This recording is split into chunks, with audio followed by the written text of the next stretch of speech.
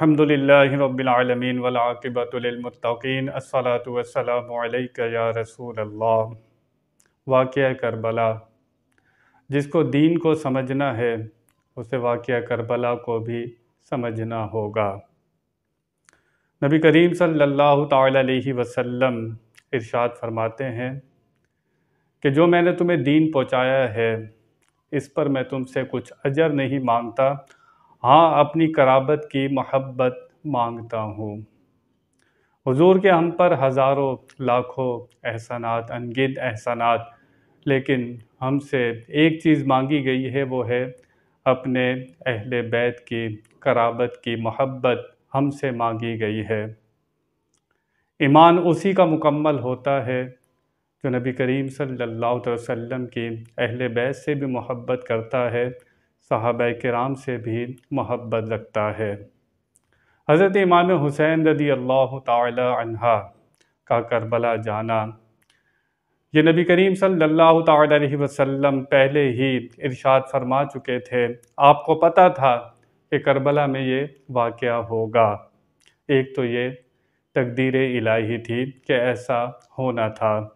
نبی کریم صلی اللہ تعالی علیہ وسلم کو جبریل امین نے کربلا کی مٹی لا کر دی۔ آپ نے حضرت ام سلمہ کو دی اور فرمایا کہ جب یہ خون ہو جائے گی تو سمجھ جانا میرے بیٹے کو بھوکا پیاسا کربلا میں شہید کر دیا گیا ہے۔ حضرت امام حسین رضی اللہ تعالی عنہ اگر آپ یزید کی بیعت کر لیتے تو دین کا نقشہ بدل جاتا۔ وہ فاسق اور فاجر تھا، پینے پلانے والا تھا، حدود اللہ میں دخل دینے والا تھا، وہ متقی پرہیزگار شخص نہیں تھا۔ حضرت امام حسین اگر اس کی بیعت کر لیتے تو یہ دین کا نقشہ ہی بدل جاتا، دین اپنی اصل پر نہیں رہتا۔ کچھ صحابہ کرام نے یزید کی بیعت کر لی تھی، لیکن انہوں نے رخصت پر عمل کیا تھا۔ جب آپ کو جان بچانا ہو، آپ کو پتہ ہے کہ اگر میں اس شخص کی بات نہیں مانوں گا تو جان چلی جائے گی، تو شریعت نے ہمیں بتایا ہے کہ آپ رخصت پر عمل کر سکتے ہیں۔ لیکن حضرت امام حسین رضی اللہ تعالیٰ عنہ اگر رخصت پر عمل کرتے تو کل قیامت تک کے لیے آنے والے یہی کہتے کہ مشکل وقت میں جب جان جا رہی تھی تو نبی کے نواسے نے رخصت پر عمل کر لیا تھا، تو ہم تو ان سے درجے مرتبے میں بہت ہی کم ہیں، ہم ان کا مقابلہ نہیں کر سکتے۔ تو جب دین پر کوئی مشکل وقت آتا تو پھر انسان رخصت پر عمل کرتا اور سمجھوتا کر لیتا۔ حضرت امام حسین رضی اللہ تعالیٰ عنہ نے قیامت تک کے لیے دروازہ بند کر دیا۔ آپ نے ہر وہ کام کیا جو عام شخص کر سکتا ہے۔ جب دین پر ایسا وقت آ جائے کہ جب دین کی بچانے کے لیے آپ کو میدان میں آنا پڑے تو پھر صبر بھی کرنا، پھر جو امتحان ہو اس کو برداشت بھی کرنا پڑے تو کرنا ہوگا۔ حضرت امام حسین رضی اللہ تعالیٰ عنہ نے یہ کر کے دکھا دیا۔ آپ کا سفر کربلا ایک تو تقدیر الہی تھی جیسا کہ میں بتا چکا، پھر آپ مدینے میں قتل و خون نہیں چاہتے تھے۔ آپ نہیں چاہتے تھے کہ مدینے کے اندر تلواریں چلیں، خون ریزی ہو، یہاں کا امن خراب ہو، آپ یہ نہیں چاہتے تھے۔ 40,000 خطوط کوفے والوں کی طرف سے آئے، خط آئے وہاں سے کہ آپ آ جائیں، جینے اور مرنے کی قسمیں کھا رہے تھے، خط آ رہے تھے، آپ آئیں، ہم آپ کے ساتھ مل کر ہم آپ کے ساتھ کلمہ بلند کریں گے، کلمہ حق بلند کریں گے، آپ ہمارے پاس آ جائیں۔ حضرت امام حسین رضی اللہ تعالی عنہ نے وہ خط صحابہ کرام کو دکھائے۔ صحابہ کرام نے روکا تھا کہ آپ وہاں نہ جائیں، لیکن کسی صحابی نے یہ نہیں کہا کہ امام آپ کا موقف غلط ہے۔ کسی ایک صحابی نے نہیں کہا کہ امام آپ کا موقف غلط ہے، بلکہ صحابہ کرام فرماتے تھے کہ کوفے والے بھروسے کے لائق نہیں ہیں۔ یہ کہا کرتے تھے کہ کوفے والے بھروسے کے لائق نہیں ہیں، لیکن 40,000 خط آ چکے تھے۔ حضرت امام حسین رضی اللہ تعالی عنہ اگر وہاں نہیں جاتے تو کل قیامت میں وہ سوال کر سکتے تھے کہ ہم تو آپ کا ساتھ دینے کے لیے کھڑے ہوئے تھے، لیکن آپ وہاں پر نہیں آئے، کوئی سوال کر سکتا تھا۔ ایک جانے کی وجہ وہ خطوط کا آنا تھا، پھر آپ مدینہ میں قتل و خون نہیں چاہتے تھے، اور ایک تقدیر الہی۔ نبی کریم صلی اللہ علیہ وسلم کو پتہ تھا کہ یہ واقعہ ہونا ہے، لیکن کبھی اللہ کے نبی نے یہ دعا نہ کی کہ یا اللہ اس واقعے کو ٹال دے، کبھی آپ نے یہ دعا نہیں کی۔ امتحان کے دعا کی جاتی ہے، جب کسی کا امتحان ہوتا ہے تو اس کی کامیابی کے لیے دعا کی جاتی ہے، یہ نہیں کہا جاتا کہ امتحان ہو ہی نہیں۔ اگر اللہ کے نبی دعا کر دیتے، اللہ تعالیٰ اپنے حبیب کریم صلی اللہ تعالی وسلم سے اتنی محبت فرماتا ہے کہ وہ نبی کی بات کو ٹالتا نہیں ہے، زور زبردستی نہیں ہے، محبت ہے۔ لیکن میرے آقا صلی اللہ تعالی علیہ وسلم اللہ کی رضا میں راضی تھے۔ شہادت، شہید ہونا، یہ بہت بڑا مقام ہے، یہ بہت بڑا درجہ ہے، اور آپ سید الشہداء ہیں۔ آپ چاہتے تو وہاں پر کرامت دکھا سکتے تھے، آپ ہوا کو حکم دیتے، یزیدی فوج کو اڑا کر لے جاتی، پانی کو حکم دیتے، وہ اڑا کر لے جاتا، لیکن کمرہ امتحان میں جب دین کو بچانا ہو تو پھر کرامت نہیں دکھائی جاتی، کردار دکھایا جاتا ہے۔ حضرت امام حسین جنگ کے ارادے سے وہاں پر نہیں گئے تھے، اب اس لیے گئے تھے کہ اتنے سارے لوگ جب میرا ساتھ دیں گے، میرے ساتھ ہوں گے تو کوئی نہ کوئی بات چیت ہو جائے گی۔ آپ جنگ کے ارادے سے نہیں گئے تھے، ورنہ بچوں اور عورتوں کو ساتھ لے کر کیوں جاتے؟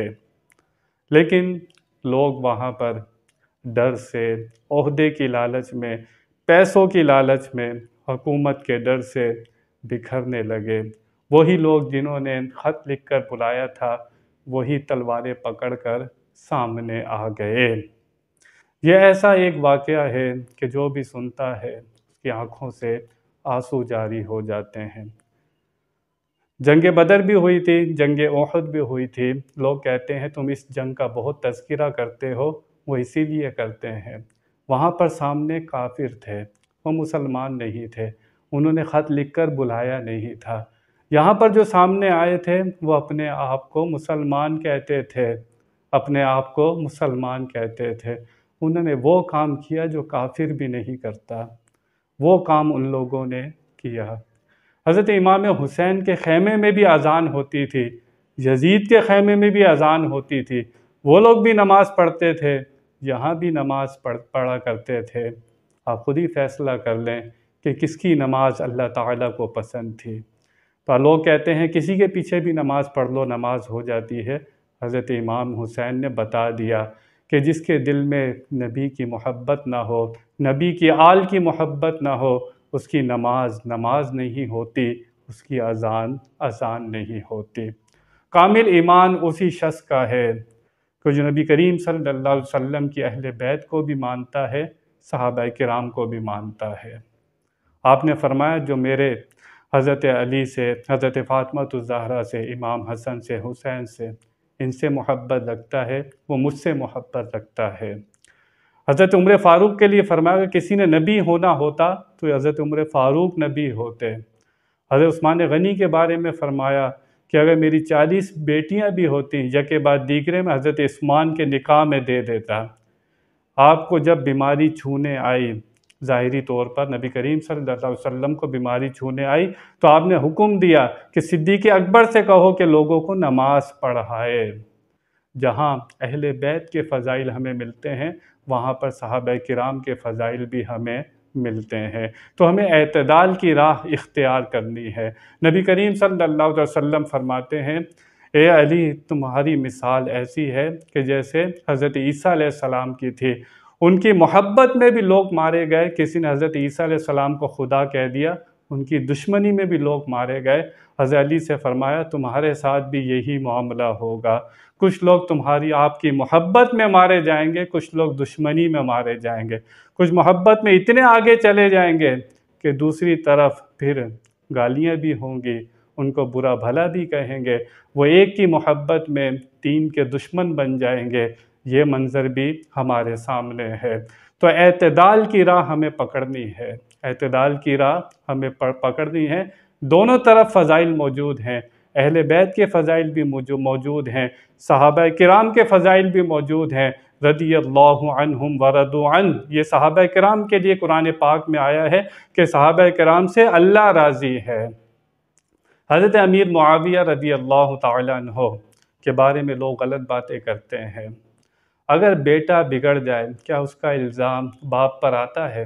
کہ حضرت امیر معاویہ نے یزید کو کہا کو ایسا کرنا ایسا کرنا، انہوں نے کچھ ایسا نہیں کہا۔ وہ حکومتی اجتہادی خطا تھی، وہ آپ چاہتے تھے کہ اس پر اگر ذمہ داری ڈالی جائے گی تو ہو سکتا ہے یہ سدھر جائے۔ حضرت امیر معاویہ نے یزید کو سکھایا نہیں تھا۔ حضرت نوح علیہ السلام کا بیٹا کافر ہو گیا، کیا کہو گے؟ حضرت نوح علیہ السلام نے سکھایا تھا کہ وہ کافر ہو گیا، کیا بیٹے کا الزام باپ پر آ سکتا ہے؟ نہیں آ سکتا۔ تو اگر کربلا کو سمجھنا ہے، جس کو کربلا سمجھ آ جاتی ہے اس کو دین سمجھ آ جاتا ہے، تو ہم نے اعتدال کی راہ اختیار کرنی ہے، نہ کسی سے محبت میں اتنے آگے چلے جاؤ کہ دوسری طرف بالکل ہی آپ ان کو نیچا کر دو، ان کا برا بھلا کہو، تو تمہارا ایمان کبھی بھی صحیح نہیں ہو سکتا۔ یہ وہی ہے جو 1400 سال سے چلا آ رہا ہے، جو غوث اعظم کا عقیدہ تھا، جو داتا صاحب کا عقیدہ تھا، جو خواجہ غریب نواز کا عقیدہ تھا۔ وہ اہل بیت سے بھی محبت رکھتے تھے، صحابہ کرام سے بھی محبت رکھتے تھے۔ جب تک یہ دو محبتیں جمع نہیں ہوں گی، انسان کے لیے خرابی ہی خرابی ہے، گمراہی ہی گمراہی ہے۔ اللہ تعالی ہمیں سمجھنے کی توفیق عطا فرمائے۔ وآخر دعوانا ان الحمد للہ رب العالمین۔